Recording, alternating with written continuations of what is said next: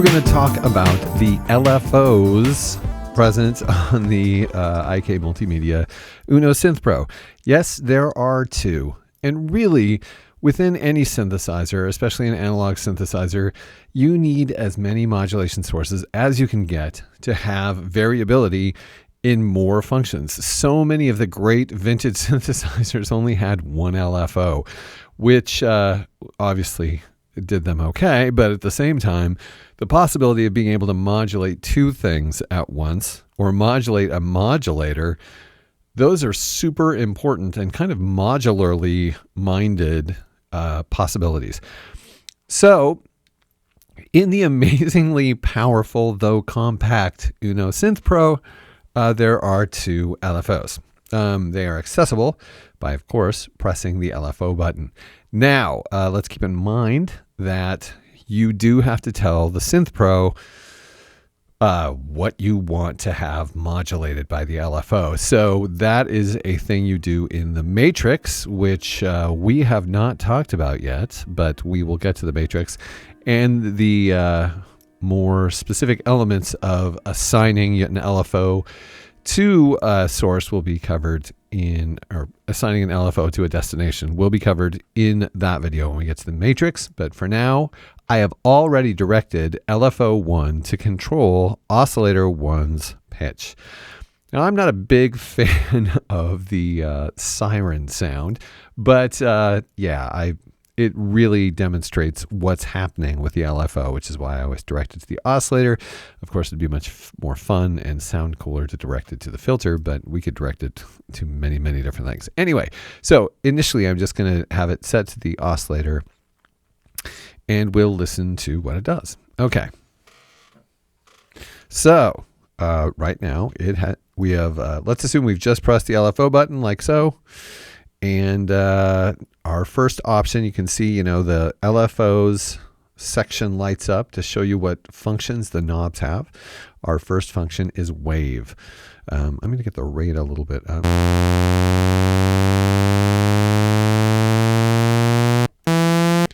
Oh, we're on. I'm going to get the rate a little bit up. So our first wave is, of course, the sine wave, which we're all familiar with, and it's a fantastic modulation, even though it's the most basic. Our second wave is triangle. And one of the things I like about this is, so often synthesizers have had a triangle as the modulation wave, because a triangle, it's hard to discern the difference between a triangle and a sine wave. But actually, in this, I feel like I can tell the difference between the sine wave, which is this, and the triangle wave. And I think if we're thinking back to the late 70s when they were making cheap synthesizers with single LFOs, it was easier just to have a triangle, because my understanding is it's less easy to make a sine. Maybe that's crazy and no longer true. But anyway, yeah, so many of them had a triangle wave and no sine wave. And now you can hear why that was kind of a shortcut, and it's actually pretty cool to have a sine wave. Anyway, enough about sine and triangle. Then we have sawtooth. And we have what I call ramp or reverse sawtooth.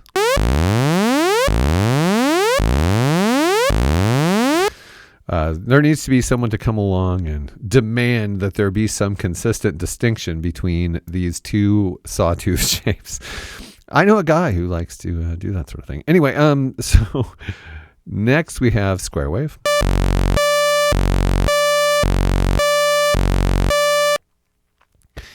And after that, random.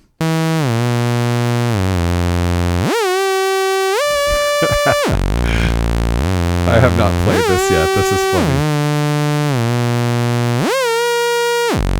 Okay, see, one of the things that is so important in analog synthesizers is being able to create variability, because acoustic sounds have variability. Now, granted, you may not be wanting to make any sounds that even remotely approach acoustic sounds, but you probably do want to make complex sounds, which is why acoustic sounds are important. It's because most acoustic sounds, almost all of them, are very complex as compared to the really simple sounds that analog synthesizers traditionally create. So if you have modulation sources that introduce variability, and especially random variability, you have the ability to make to make much more complex and exciting sounds. This random we're listening to actually reminds me of Buchla. What it sounds like it is basically like a sample and hold, or just a randomly varying wave source, which is fantastic because right now, having it applied to an oscillator, it's pretty comical.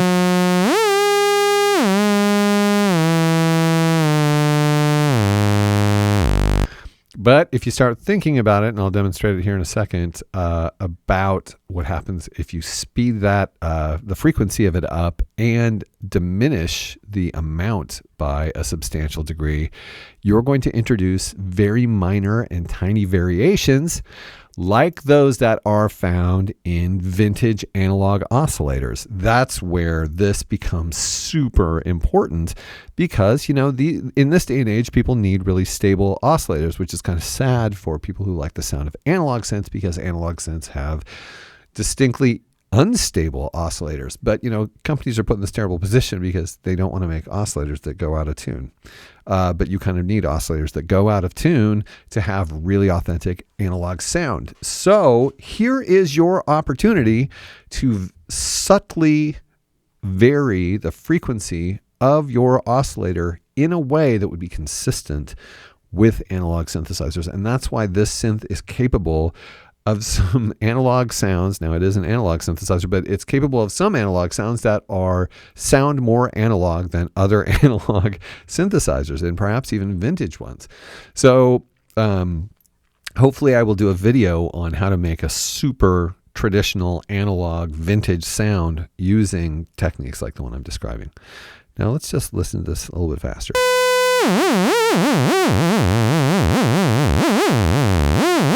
It could be that it is a lagged sample and hold. Now you might be saying, well, okay, that's pretty cool, lagged sample and hold, but what about sample and hold? Well, it is our next option.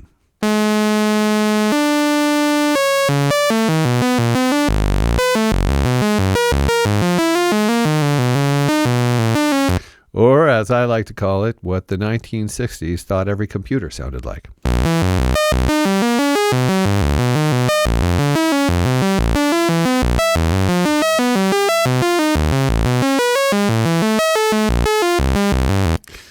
Okay, you're like, yeah, okay, Mark, we got it.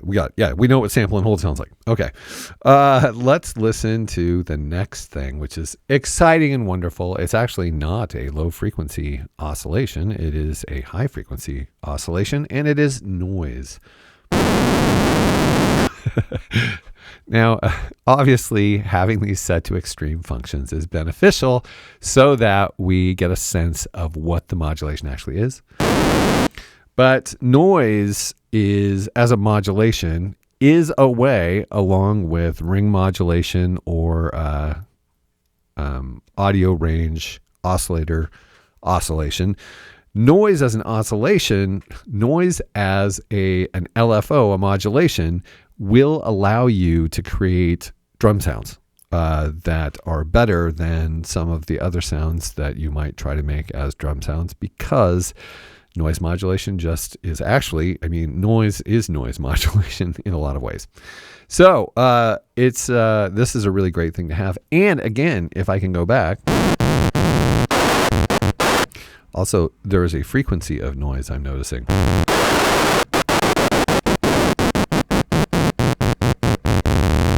Which is pretty, that's cool too. The cool thing about noise is it allows you to modulate an oscillator in a very subtle way, again, that mimics how vintage oscillators sounded, because noise as modulation introduces random variability, just like the random function we were just talking about. And as a result, you can get some really great, if you apply this subtly, unlike what we have here, some really great oscillation, some really great modulation possibilities. And that is the entirety of the functions we have, and that is a really good spread of modulation possibilities. Let's go on to rate. I'm sure you already saw me using it, but it is measured in hertz, which, okay.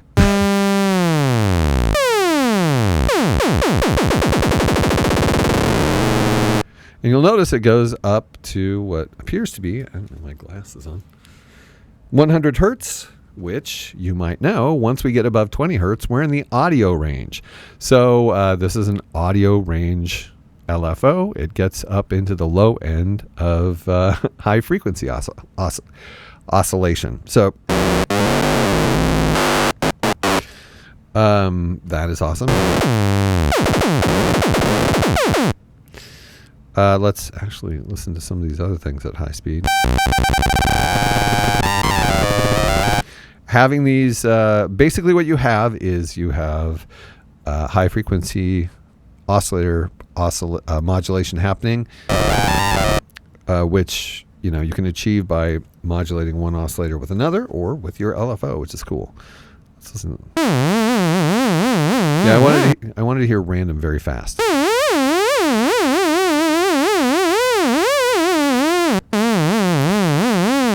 That's pretty good. Okay, and sample and hold really fast. Again, it's almost, we're verging on noise there, but it's obviously a little more mechanical noise.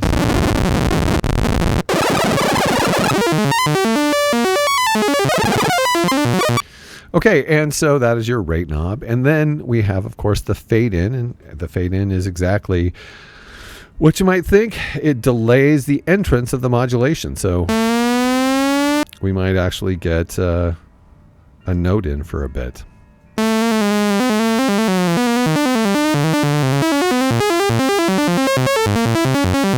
And keep in mind, you're not seeing an amount here because the amount is set in the matrix. So I would be like demonstrating setting the amount more than, I would be doing that right now if it didn't mean that I had to keep jumping back to the matrix to do it. And we haven't talked about the matrix yet, so I'm just kind of going to muddle through.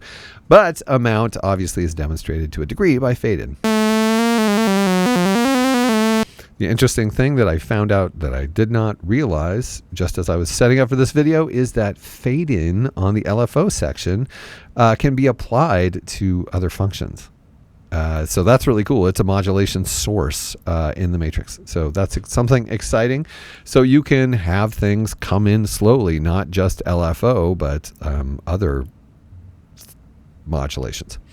All right. Or, of course, the fade in from one LFO can be applied to a different LFO, if you wanted to do that. Lastly, we have sync, and all sync does, it's an on-off. The entire variable knob is an on-off that either turns on sync or turns off sync. And of course, LFO sync is when the LFO's wave shape is forced to align with what's happening in the arpeggiator or the sequencer. So that's all that does. Okay, now LFO2 is exactly like LFO1. But again, you have two opportunities to modulate things, and you have the ability to modulate your LFO. Now, I don't know how many people who want a modern analog synth are really interested in having a really authentic Hammond organ sound, or a Leslie sound, I should say. But this is the sort of thing that allows you to do that, because you can use the matrix to apply one LFO to another LFO, so you can get variable speed. So your LFO can go fast and then go slow, and probably you get to define when and how that happens. So having two LFOs is also good because they can actually modulate each other. So, and you switch between setting these two different LFOs by pressing the LFO button twice. Yeah, can probably see it going back and forth between 1 and 2. And one thing I want to mention, as with the other functions, you do have the preset edit functionality. So if we're in LFO and we go up to edit preset, we go back, you have the ability to edit the preset using parametric values. And you have a couple of other functions that are not available to you on the panel, including the fade curve, which you can choose linear, logarithmic, and exponential. Just the fading in there's so yeah, you have the ability to shape the envelope of the fade in, and you also have the ability to set the LFO to retrigger with each keystroke. So those are important. Obviously, retrigger is really helpful when you have an effect that needs to start every single time a note is pressed. So keep in mind, you do have the ability to parametrically set those other functions in addition to the bounty of functions in the LFO. So those are really effective and awesome LFO opportunities that exist on the IK Multimedia UNO Synth Pro.